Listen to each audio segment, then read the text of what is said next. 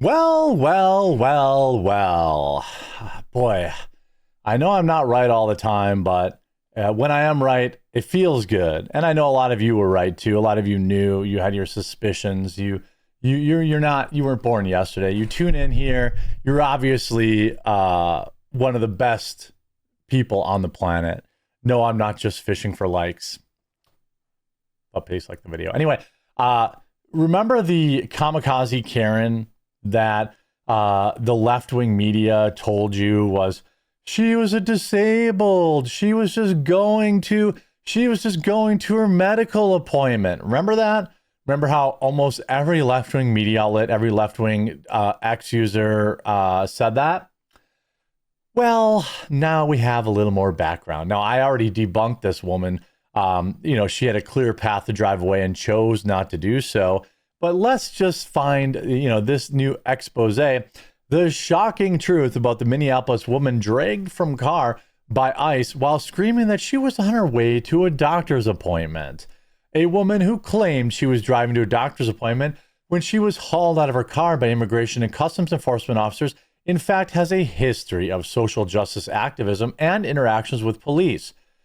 Aliya Rahman, deporter, 42, was allegedly blocking ICE vehicles working to capture illegals in Minneapolis on Tuesday when officers pulled her from her black Ford Fusion as she desperately clung to her driver's side door. She cried out that I'm disabled. I'm simply trying to go to my doctor up over there, as four masked officers dragged her into a federal vehicle. Disturbing photos of her arrest made international news.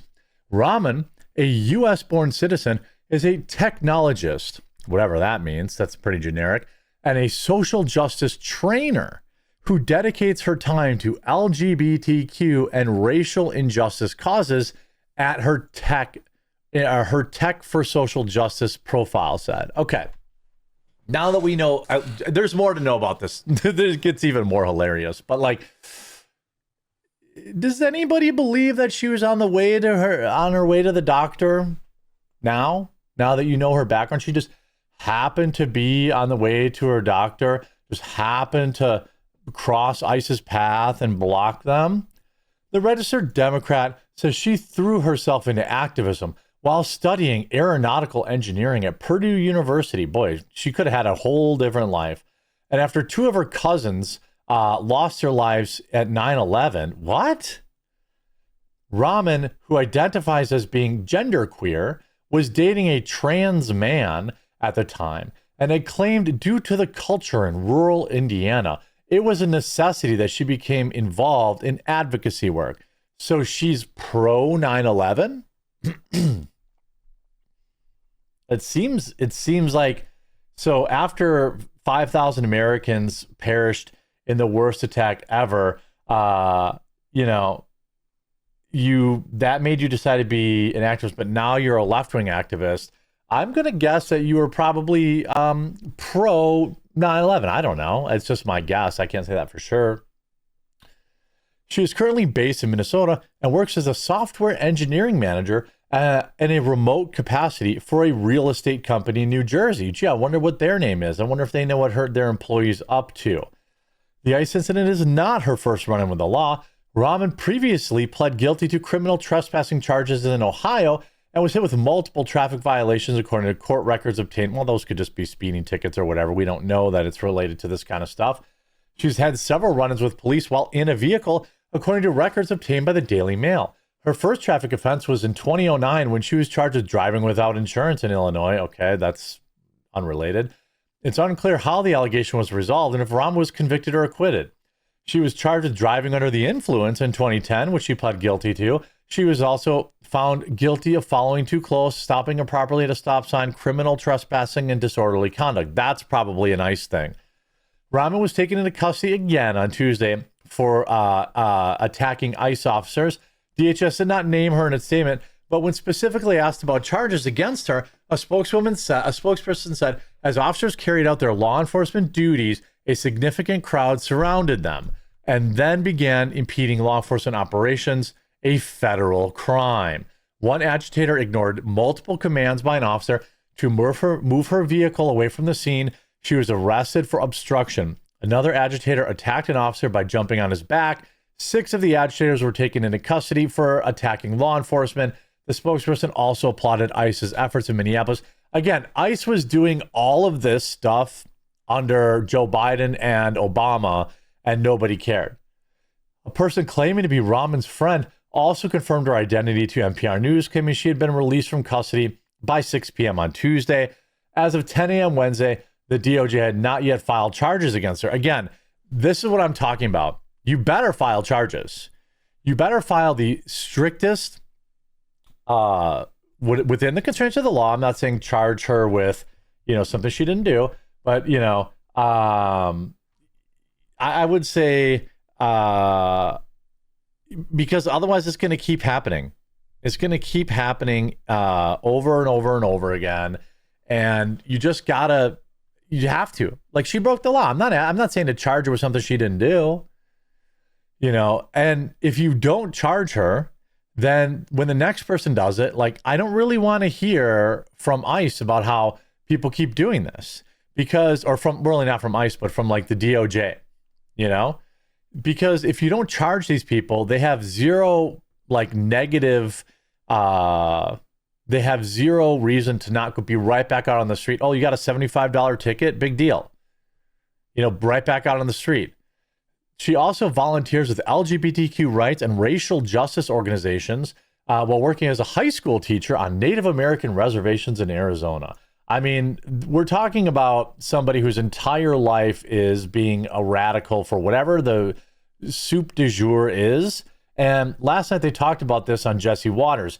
These kamikaze Karens, they're being ordered to die to dismantle white supremacy. In order to dismantle white supremacy, we have to be willing to lose the benefits of whiteness, means they take our lives too. This is radical language. This is, the kind of rhetoric that leads to, terrible, terrible attacks. That's why I'm getting so frustrated with the Trump administration. Like, invoke the Insurrection Act now.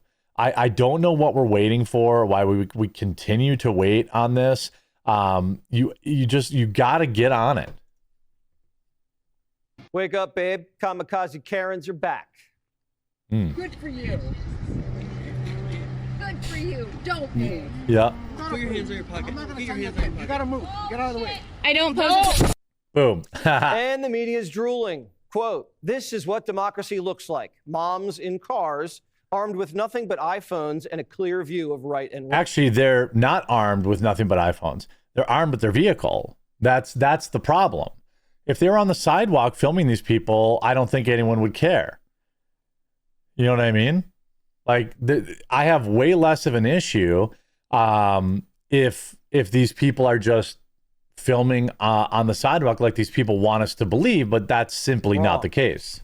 The cavalry is here to save us, and she's driving a minivan. Public service announcement.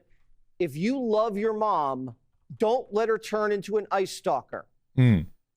Moms with minivans are training like a militia, but not anybody can join. First, you have to pass a battery of psychological tests. You have to be crazy. You must hate men. One thing that hating men has trained me for is literally trained me for chasing ICE cars off of my street. 5 of them right now. Following down the neighborhood. She didn't chase them off the street, by the way. She hasn't chased anybody off anything. Like, that's just a fact. She has not chased anybody from anything.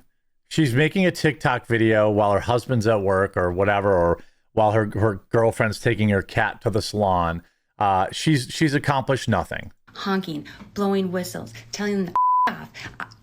Oh, she's got the septum piercing too, so All that rage that I have felt towards men is coming out. I have been trained for this moment. Phase 2 gets a bit more physical. It's time to shred, not to wait. We love women in all shapes and sizes. I don't. You need to shed your whiteness. Oh. In order to dismantle white supremacy, we have to be willing to lose the benefits of whiteness. What? Means they kill us too. I love how all these women who are making these TikToks telling this is the thing. You will not find this woman who has the biggest alien head I've ever seen in my life You won't find her in the streets. What these women do is they radicalize other dumber women. These women are only interested in clicks and social media clout. The women who consume this content, they are the ones interested in, listening to these idiots. That's what that means. And it's time for some radical acceptance about that, guys. That's what it's going to take to dismantle white supremacy, is losing the benefits of the system. So we can't be so shocked as white people continue to die. White women need to die to dismantle white supremacy? That's one way to do it. Step 3, body and mind. Oh, okay. Push your body to the breaking point and let your body be a barrier. There's times where I'm scared, but I'll still approach a vehicle. Like, it doesn't stop me or any of us from showing up, and actually not only showing up, but putting ourselves in a position of just like almost like a barrier. These women are all LARPing. That's the thing. They're LARPing. They think that they're not really about that life. You want to know how I know that? It's because every time they get arrested, they cry. They say, I'm a woman. Look what you're doing to a woman. I'm just a mom.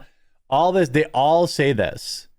You know, it is without fail that every one of them bursts into tears and says, but I'm just a woman. Between them trying to get.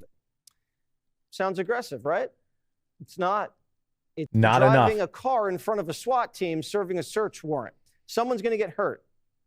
Women are not designed for violence or danger.